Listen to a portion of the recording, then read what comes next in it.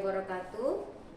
Puji syukur atas kehadiran Tuhan Yang Maha Esa, sehingga kita semua diberikan nikmat kesehatan untuk bisa tetap berkarya hingga saat ini.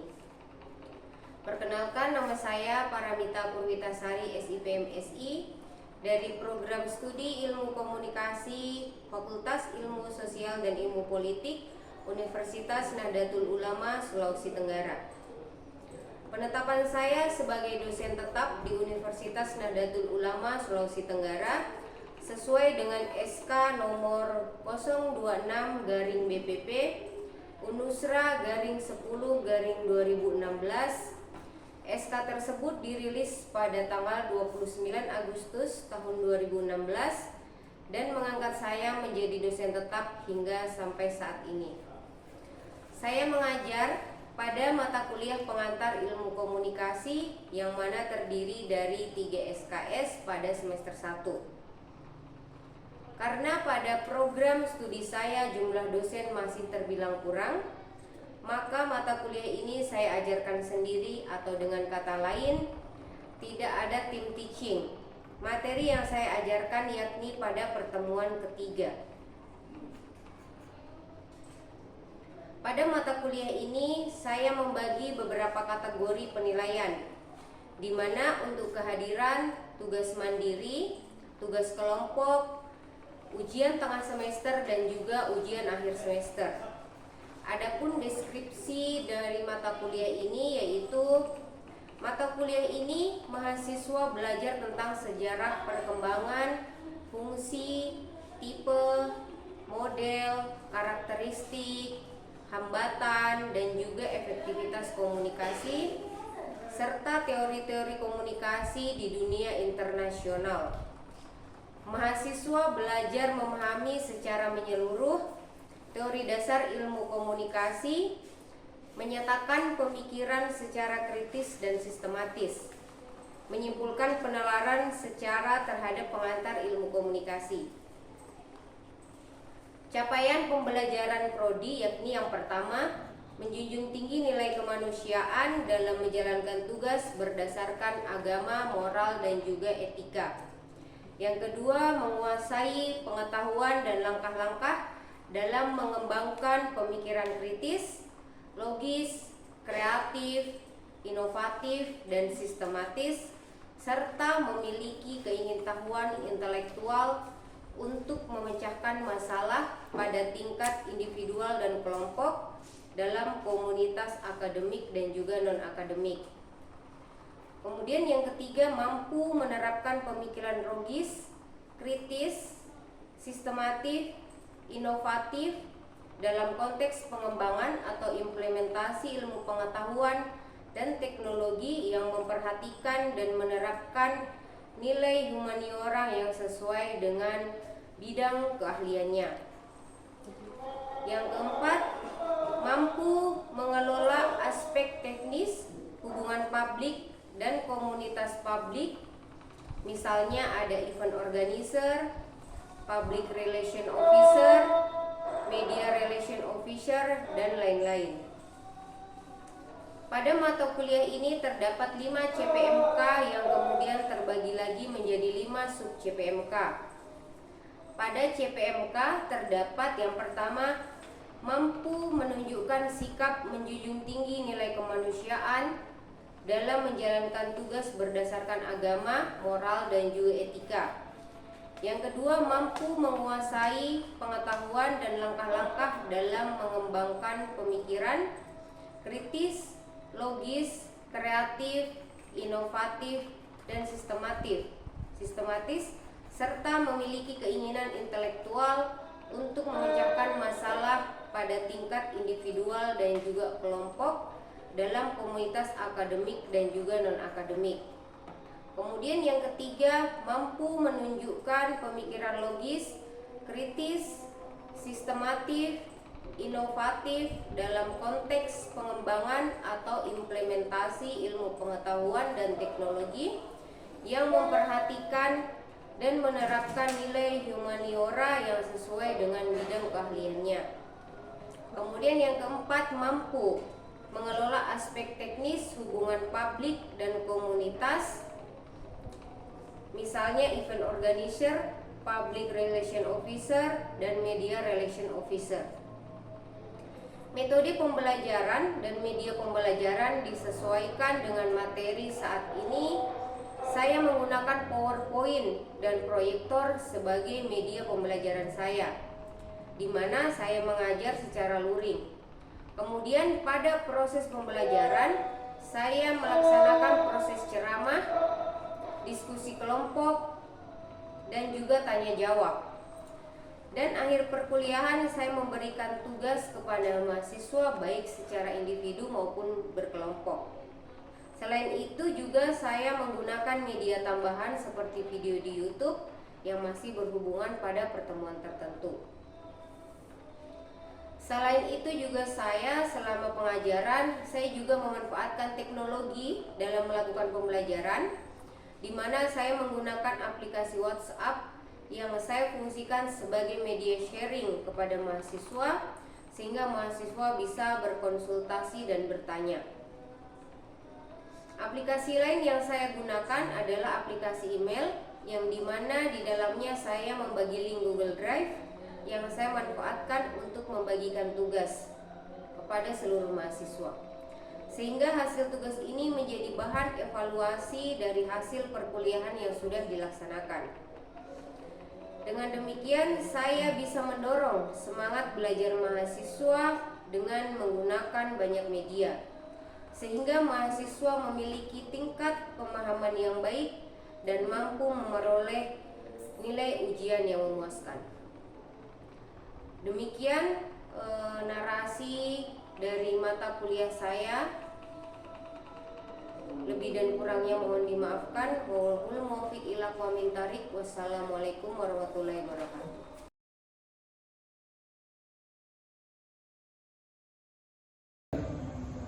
Assalamualaikum warahmatullahi wabarakatuh. Waalaikumsalam warahmatullahi wabarakatuh. Selamat sore semuanya. Sore Bu.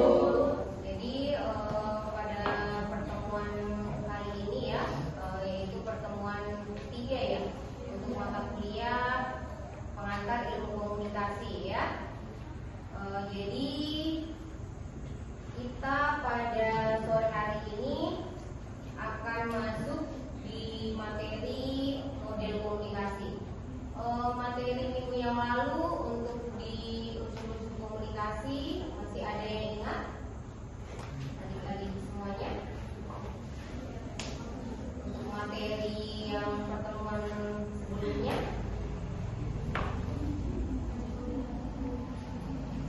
tidak ada ya? Oke, kalau tidak ada, mungkin kita akan masuk. Oke, jadi pada kesempatan hari ini kita masuk pada materi model-model komunikasi ya. Ini ada model-model komunikasi. Ya, jadi ada banyak sekali ya model-model komunikasi, ada 13 model dari komunikasi. Nah, yang pertama ini kita akan membahas dulu tentang fungsi dan manfaat model ya. Jadi yang pertama ini adalah nih. Nah, ini model adalah sebagai basis bagi teori yang lebih kompleks, alat untuk menjelaskan teori dan juga menyarankan cara-cara untuk memperbaiki konsep-konsep ya. Kemudian yang kedua berupa kata-kata, angka, simbol, dan juga gambar untuk melukiskan model suatu objek, teori ataupun proses ya. Ini dari definisi dari model komunikasi. Nah, kemudian selanjutnya ada fungsi dan manfaat model ya. Yang pertama itu adalah model memberi suatu struktur untuk menguji temuan mereka dalam dunia nyata. Oke? Ya. Kemudian yang kedua fungsi model komunikasi ya. Jadi ada beberapa fungsi dari model komunikasi. Yang pertama itu adalah melukiskan proses komunikasi ya. Jadi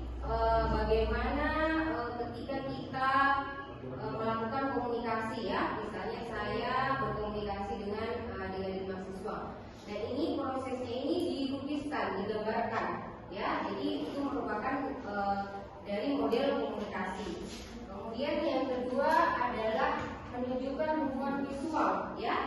Jadi hubungannya itu terlihat, tergambarkan seperti itu. Kemudian yang ketiga, membantu dalam menemukan dan memperbaiki kemacetan komunikasi. Nah, di situ ketika ada gangguan komunikasi, ketika ada hambatan komunikasi, jadi di situ ketika digambarkan dalam sebuah model komunikasi itu akan terlihat di mana terjadi kemacetan komunikasi seperti itu, ya. Nah, itu fungsi dari model komunikasi. Oke, bisa dipahami ya? Oke, kemudian selanjutnya, nah ini model-model komunikasi, ada serangkaian blok, ya. Kemudian ada segi empat, ada lingkaran, jadi banyak sekali ya dari model-model komunikasi. Bisa berbentuk persegi tiga, persegi panjang, dan lain sebagainya. Oke, nah, kemudian kita masuk di model yang pertama, ya. Nah, yang pertama ada model SR, ya. Ada model SR. Model SR ini adalah model stimulus respon, ya. Jadi S-nya itu dari stimulus, kemudian R-nya adalah respon. Nah, oke, kita akan masuk pada pembahasan yang pertama, yaitu model SR. Jadi model SR ini adalah model komunikasi yang paling dasar, ya. Nah, atau model komunikasi yang paling sederhana. Nah, jadi model SR ini dipengaruhi oleh psikologi, ya, yang beraliran behavioristik, ya. Jadi model ini dipengaruhi oleh psikologi yang beraliran behavioristik. Nah, di sini ada hubungan antara stimulus dan respon. Oke? Nah, seperti ini ya. Di sini ada gambarnya seperti ini. Ada sebelah kanan ada stimulus dan juga ada respon. Nah, di sini komunikasi sebagai proses aksi reaksi yang sangat sederhana, ya. Jadi ketika kita melakukan proses komunikasi, di situ ada aksi dan juga ada reaksi, ya. Ketika orang menyampaikan pesan, di situ ada umpan balik, ya, ada feedback. Betul. Nah, ini contohnya, seorang pria berkedip kepada seseorang wanita dan si wanita tersipu malu atau tersenyum seperti itu. Nah, contohnya seperti misalnya siapa namanya? Ya, Lucy. Misalnya ada cowok yang berkedip sama Lucy. Nah, Lucy kan kemudian langsung tersenyum, tersipu malu seperti itu. Nah, itu bentuk dari respon dari si Lucy tadi, ya, seperti itu. Nah, kemudian kata-kata verbal, ya, lisan maupun tulisan. Nah, ini isyarat nonverbal, kemudian gambar-gambar dan juga tindakan tertentu yang akan merangsang orang lain, ya. Nah, kemudian proses ini sebagai pertukaran atau pemindahan informasi atau gagasan, ya. Nah, kemudian yang selanjutnya ini bersifat timbal balik dan mempunyai banyak efek, ya. Jadi ketika Lucy menerima stimulus dari si cowok tadi toh, kemudian Lucy merespon. Nah, di situ akan banyak muncul nanti efek-efek selanjutnya seperti itu, ya. Nah, mempunyai banyak efek. Nah, efeknya apa? Banyak. Nanti bisa saja lebih akrab, lebih dekat. Nah, seperti itu. Nah, kemudian setiap efek dapat mengubah tindakan. Nah, ini tadi yang saya maksudkan, setiap efek mengubah tindakan. Ketika si Lucy merespon baik, nah akan ada efek-efek selanjutnya, ada tindakan-tindakan selanjutnya. Mungkin si cowok tadi bilang, oh, si Lucy merespon baik nih, dari saya tadi seperti itu, ya. Nah, kemudian selanjutnya, nah ini gambaran dari model SR positif, ya, model stimulus respon positif. Nah, ini tadi. Nih. Nah, ini ya. Di sini ada gambar ya. Nih, ini si cewek tadi dan juga si cowok, ya. Nah, ini bertanya mau kemana, toh? Terus itu tersenyum, kemudian setelah bertemu sapa seperti itu tadi. Nah, kemudian di sini ada lagi model SR negatif, ya. Nah, model SR negatif mana nih gambarnya? Model SR negatif. Nah, model SR negatif itu nih, orang pertama menatap orang kedua dengan tajam dan orang kedua balik menatap, menunduk malu, memalingkan wajah ataupun membentak. Jadi kalau model SR positif tadi dia mendapatkan respon yang baik, ya. Kalau sebaliknya, kalau model SR negatif itu dia tidak mendapatkan feedback yang baik. Misalnya saya tersenyum sama Lucy misalnya, tapi Lucy tidak membalas atau Lucy memalingkan wajah. Nah, itu namanya SR negatif, seperti itu, ya. Nah, kemudian selanjutnya ada kelemahan, ya, kelemahan dari model SR nih. Jadi yang pertama adalah komunikasi dianggap statis, ya. Komunikasinya dianggap statis, jadi manusia dianggap berperilaku karena kekuatan dari luar atau stimulus, ya. Jadi manusia ketika kita berperilaku, ya, itu karena ada kekuatan dari luar. Jadi berdasarkan stimulus dari luar seperti itu, bukan berdasarkan kehendak atau kemauan kita sendiri seperti itu. Nah, itu komunikasinya dianggap statis, ya. Jadi ini salah satu kelemahan dari model SR, stimulus respon. Nah, kemudian selanjutnya kita masuk pada model kedua, ya. Untuk model SR tadi bisa dipahami, ya, atau mungkin ada yang ingin ditanyakan? Iya, silakan. Apa saja unsur-unsur yang ada dalam komunikasi? Oke, ini mungkin ada di materi sebelumnya, ya, materi minggu lalu, ya. Oke, jadi unsur-unsur yang ada di dalam komunikasi itu yang pertama adalah tentunya apa? Komunikator, ya. Jadi orang yang menyampaikan pesan. Kemudian ada pesan yang disampaikan. Nah, kemudian apa setelah pesan? Ada media atau saluran yang digunakan apa, ya. Kemudian setelah itu ada penerima atau si komunikan, ya. Nah, kemudian ada umpan balik, ada feedback. Jadi ada 5 unsur dari komunikasi, ya. Seperti itu. Yang lain bisa dipahami, ya. Oke, baik. Kalau itu kita langsung saja lanjut ke model yang kedua, ya. Model yang kedua yaitu ada model Aristoteles, ya. Jadi model Aristoteles ini adalah model yang retoris atau rhetorical model, ya. Jadi model komunikasi publik, dia masuk ke model komunikasi publik, ya. Nah, filosofinya nih, yang pertama Aristoteles ini tokoh paling dini yang mengkaji tentang persuasif, ya. Jadi ia yang pertama merumuskan tentang komunikasi verbal, ya. Nah, komunikasi terjadi ketika seseorang pembicara menyampaikan pembicaraannya, ya. Nah, kemudian komunikasi terjadi ketika seseorang pembicara menyampaikan pembicaraannya kepada khalayak dalam upaya mengubah sikap mereka. Nah, ini ada gambar dari model Aristoteles. Bisa kalian lihat, ya. Nih. Mana tadi?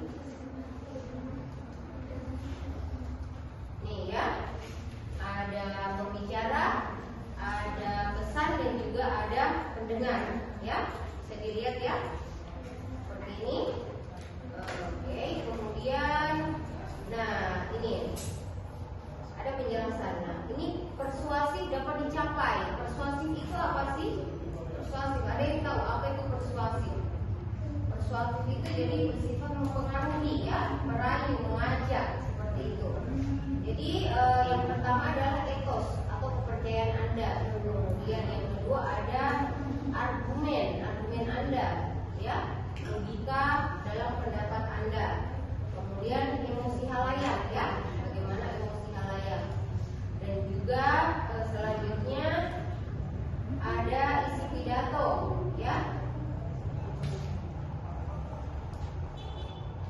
Kemudian penyusunannya dan juga cara penyampaiannya. Nah, kemudian ada beberapa kelemahan dari model Aristoteles ya. Nah, yang pertama ini modelnya dia masih sangat sederhana ya. Jadi model ini masih sangat sederhana. Kemudian dia tidak memuat unsur-unsur lainnya ya.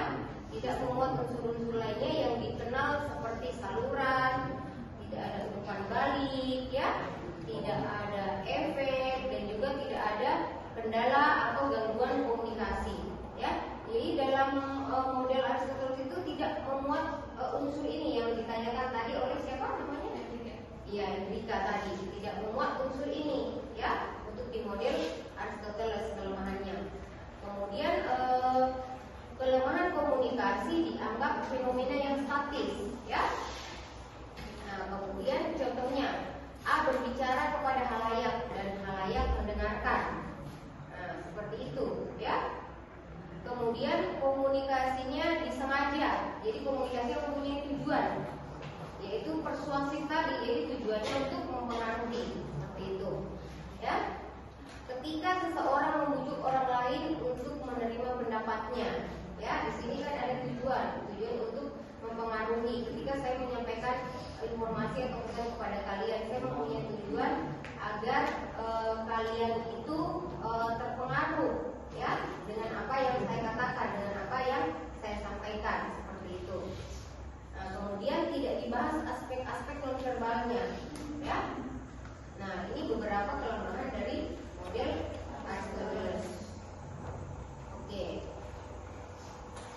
Nah, kemudian kita lanjut lagi ya untuk di model yang ketiga ya, yaitu model Lasswell. Nah, ini untuk di model Lasswell. Jadi model Lasswell ini pada tahun 1948, jadi menggambarkan proses komunikasi dan fungsi-fungsi yang diembannya dalam masyarakat ya. Jadi di sini ada 5 unsur ya, ada who ya. Nah, kemudian say what ya, apa yang disampaikan, kemudian menggunakan channel apa, kemudian kepada siapa pesan itu disampaikan ya, dan juga apa efek ya, apa efek yang didapatkan. Nah, di sini ada 3 fungsi komunikasi menurut model Lasswell ya. Yang pertama adalah pengawasan lingkungan. Oke, jadi ini contohnya seperti pemimpin politik dan juga diplomat. Oke. Kemudian yang kedua adalah korelasi berbagai bagian terpisah ya dalam masyarakat yang merespon lingkungan. Nah, contohnya ini ada pendidik ya, ada jurnalis, ada penceramah yang membantu mengkorelasikan atau mengumpulkan respon yang respon orang terhadap informasi yang baru ya. Oke, kemudian transmisi warisan sosial dalam suatu generasi ke generasi ya. Oke, kemudian tidak semua komunikasi bersifat dua arah ya. Tidak semua komunikasi bersifat dua arah dengan suatu aliran yang lancar dengan umpan balik yang terjadi antara pengirim dan penerima pesan ya. Contohnya editor, ada penyensor, ada propagandis dengan beberapa perubahan atau penyimpangan ya. Nah, oke, kemudian sering diterapkan pada komunikasi massa ya. Kemudian fokus pada aspek-aspek penting komunikasi. Nah, ini tadi ya. Nah, ini model Lasswell ada who, bisa dilihat semuanya ya. Nah, ini pengendalian pesan ya. Kemudian say what ya, apa yang disampaikan. Kemudian in which channel ya. Nah, ini menggunakan media apa. Kemudian to whom ya, kepada siapa pesan itu disampaikan, ditujukan ya, audiensnya siapa, seperti itu. Misalnya kalau yang disampaikan tadi misalnya mengenai kampanye atau berita politik, seperti itu, berarti di sini audiensnya adalah khalayak umum, seperti itu, publik ya. Nah, kemudian selanjutnya which what effect. Nah, apa akibat dari komunikasi tadi ya? Oke, jadi sampai di sini bisa dipahami ya. Kita telah membahas mulai dari model SF, stimulus respon, kemudian model Aristoteles ya, kemudian model Langsel. Nah, dari ketiga model yang sudah saya jelaskan tadi, apakah ada yang ingin ditanyakan? Ya, silakan. Apa itu definisi model komunikasi? Oke, definisi dari model komunikasi ya. Jadi model komunikasi itu adalah gambaran yang sederhana ya dari sebuah proses komunikasi. Jadi ketika kita melakukan proses komunikasi ya, misalnya saya melakukan proses komunikasi kepada kalian, atau saya kepada teman, atau saya kepada rekan kerja misalnya. Nah, proses itu digambarkan ya. Jadi gambaran itu yang dinamakan dari model komunikasi, seperti itu ya. Oke, bisa dipahami yang lainnya? Oke, sampai di sini ya pembahasan kita pada pertemuan hari ini, pada pertemuan sore ini. Insya Allah kita akan ketemu lagi pada pertemuan selanjutnya ya, yaitu pertemuan keempat. Kita akan bahas lagi selanjutnya tentang model-model komunikasi yang lainnya ya. Masih banyak yang akan kita bahas pada pertemuan selanjutnya. Ada model Shannon dan Weaver, kemudian ada model apa lagi? Model transaksional ya, model Scrum, masih banyak lagi. Insya Allah pertemuan selanjutnya kita akan bahas sesuai dengan RPS yang ada ya.